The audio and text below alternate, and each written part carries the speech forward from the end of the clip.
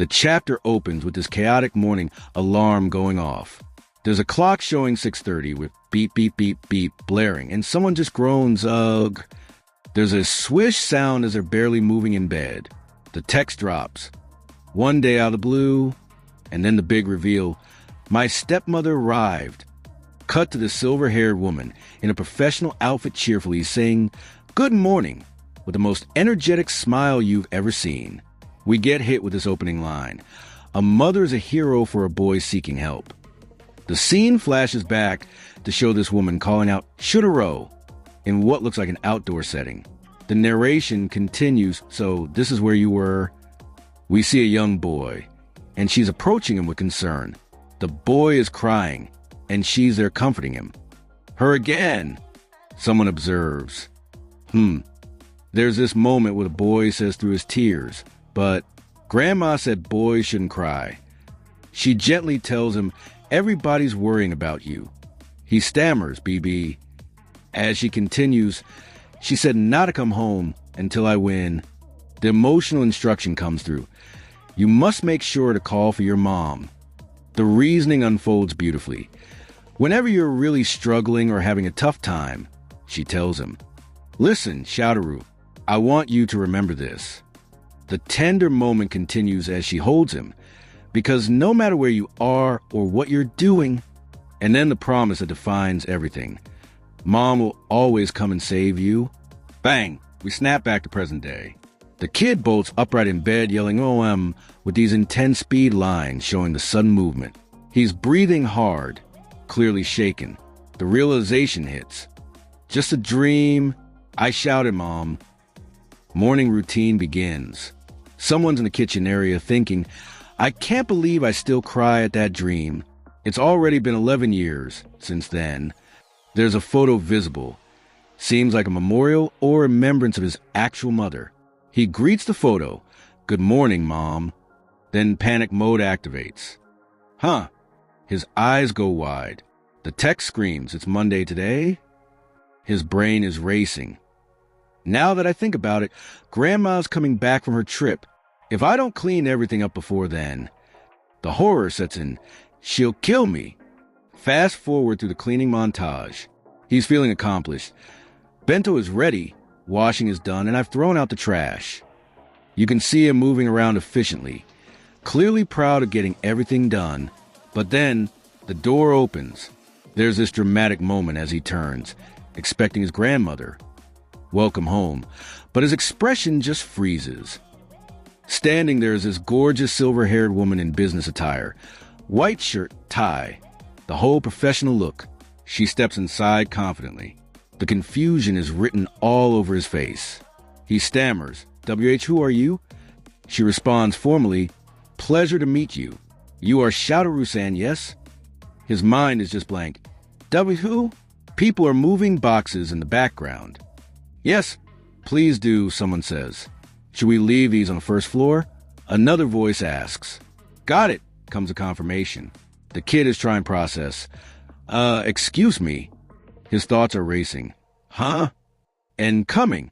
I thought her flight was arriving at night. She's back already? She stands there with this imposing presence, looking directly at him. The formal introduction is about to happen, and you can feel the tension building. Then comes the bombshell. I am your new mother. The statement hangs in the air. I was entrusted with your care in place of your grandmother. His reaction is pure shock. Pardon? His mind scrambles. W what? In place of my grandmother? What are you talking about? She produces evidence, pulling out what looks like a letter. Here is the evidence. She explains the situation. Your grandmother is having difficulty returning to Japan due to some problems she's currently dealing with. It's unclear how long she will be gone for. As such, I was sent in her stead. She shows him the letter and reads it aloud. The letter read the following. To Shoutaroo, I won't be able to come home for a while. She continues. I called someone to take my place. Treat her as you would a member of your family. His immediate thought, you can't just spring something like that on me. He examines the letter closely. This is definitely Grandma's handwriting. It's signed too. The reality is sinking in whether he likes it or not. His frustration builds. Treat her as you would a member of your family, huh? She's an acquaintance of Grandma, right? I feel like she was saying some weird stuff, though. Seriously, what was that? Aired, I don't get it. Time is ticking. The time, someone notes. He makes his escape attempt. I'm off now. But she stops him. Please just stay here and don't do anything. He's desperate. Hey, anyway, I've got to go to school, so... Later that day, he's walking away from the house thinking, sure it would be nice if she's gone when I come back. But when he returns home, reality hits differently. The door slides open and there she is again. Welcome home. His face shows disbelief. She's standing there in completely different attire now. Much more casual, more domestic. And here's where things get really awkward. He notices what she's wearing. What are you wearing? She seems genuinely confused. WHWH, then asks innocently, is there a problem? But as she moves, he realizes, stop, don't flip the apron. The situation becomes incredibly uncomfortable. She's basically wearing just an apron. Please forgive my unsightly body, she says with complete seriousness. His brain is short-circuiting. Doesn't that manual tell you how sensitive high school boys are? But that manual... Then he notices something else. Scars. Her body has visible scars. She explains calmly, I'm stronger than the average person. She continues, sit. It will be over soon if you sit still. He's internally screaming, she's strong? What follows is this bizarre scene where she's attempting some kind of ritual or exercise. This is a necessary right for us to become mother and child. She says it so matter-of-factly. Please relax. But he's completely freaking out. You. The panic builds. His protests start. SSDO? Yeah, right. SSDO. She's pointing out this pressure point. His internal monologue is going haywire. This really is not good. Not good. This really is not good. This lady has no idea what a mother is. The final straw. Ag, damn it. He explodes. I told you I didn't need you to do that already. She looks taken aback. He storms off. I'm going to sleep, so just leave me alone. A quieter moment follows. He's alone with his thoughts. I knew it. Someone like me can't do this as well as you. Night falls. He's lying there with his phone showing he can't reach his grandmother. I can't get through to Grandma. How long are we going to have to live together? I can't sleep. The window shows a starry night sky. Meanwhile, she's somewhere else in the house. Her thoughts reveal her own perspective. Shirajika-san? Then the internal conflict. I don't think she's a bad person. No. Either way, I wish she taught Nana a little more about personal space. The tension escalates as the kid opens his door, and there's someone standing there with this creepy mask covering their face. I told you not to disturb me when I'm trying to sleep. He says, clearly annoyed. But then his eyes go wide as he sees this masked figure in his doorway. Definitely not who he was expecting. Cut to outside where we see the aftermath. The kid is completely sprawled out on the ground, and there's this burglar or intruder apologizing profusely. Sorry. I was so shocked I did it by accident. The masked figure is freaking out, clearly not expecting things to go down like this. Someone observes, you just hit that kid out of nowhere. There's a flashback or explanation showing, hey, are you drunk or something? The burglar is desperately explaining themselves. The situation gets analyzed from different angles. One of the burglars is commenting, be burglars, with this realization hitting. Someone's internal monologue reveals their thought process. We sure are lucky finding such a huge house with just a single brat inside. We'll make sure to make the most out of this chance. Another voice adds coldly, he's probably just some spoiled brat anyway. Then comes his darker observation. Well, whatever. The confrontation continues as they discuss the situation. I feel like I heard a voice just now. One of them notes. Someone demands, huh? Don't mess with me. The response comes back firm. Then the realization. Damn, that newbie. I told him to keep watch. Then things take a completely different turn. We get this absolutely stunning panel of the stepmother in full maid outfit, looking incredibly composed and intimidating at the same time. She's standing there in the entrance, and the burglars are just shocked. One of them asks, "Visitors at such a late hour?" She responds with this icy politeness. The burglar gets disrespectful. "Who's this bitch?" She maintains her composure. "How discourteous of you."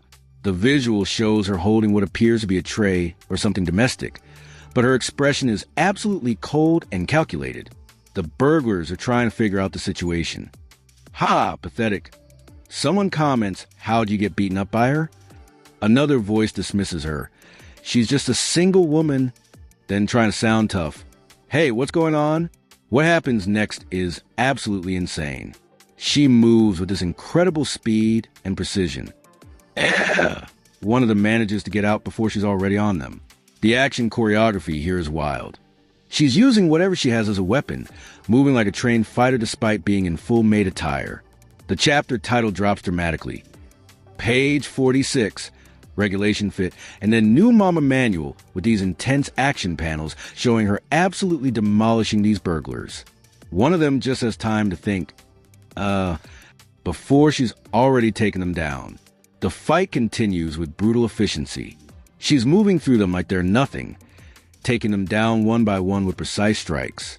The panels show her grabbing one guy, throwing another. Her movements are fluid and deadly. Ugh! One of them grunts as he hits the ground. The action spreads across a double-page spread, showing the absolute carnage. The final chapter title appears. Page 67. High standing sweep, showing her executing this devastating move. Eek! Don't you care what happens to... One of them tries to threaten, probably trying to use a kid as leverage, but she's not having it. More combat follows with incredible detail. The panels show her flowing from one technique to another seamlessly. She's using martial arts, using the environment, using everything at her disposal. The burglars don't stand a chance. They're completely outmatched. The climax hits as she finishes off the last few. There's debris flying, speed lines everywhere, and bodies hitting the floor. Still in her perfect maid outfit, barely even winded. We get her internal thoughts, or maybe she says it out loud. And please make your way home. The politeness despite the violence is almost surreal. The defeated burglars are just lying there in various states of consciousness. The dramatic final panel shows her looking down, powerful and imposing. "I am the stepmother that will protect you." The declaration is absolute. Below that, the narration adds a kicker. "A stepmother that will fight to protect you has arrived." The page ends with "to be continued," as we're left with this image of the stepmother standing victorious, having just single-handedly taken down an entire group of burglars while maintaining her role as the household's maid. The kid's entire worldview has just been shattered. This woman he thought was just some awkward person trying to be his mother, just revealed she's basically a trained killer who can protect him from any threat. The contrast between her domestic appearance and her lethal capabilities is absolutely wild. And you can see in that final panel that everything about their dynamic is about to change.